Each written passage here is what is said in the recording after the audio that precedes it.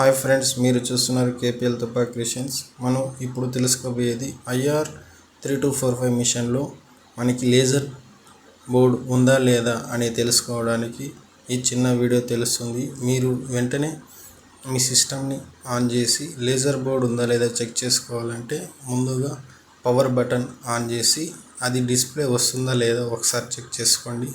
ఒకవేళ రాలేదు అంటే మనకి ఎర్రర్ కోడ్ E001603 అనే ఎర్రర్ కోడ్ వస్తుంది, లేదా E60020001 అనే ఎర్రర్ వస్తుంది. ఇలా వచ్చినట్లయితే మనకు లేజర్ బోర్డ్ ఉంటుందా లేదా అని తెలిసిపోతుంది. ఆ ఎర్రర్ వస్తే మనకి లేజర్ బోర్డ్ అక్కడ లేనట్టు ఫ్రెండ్స్.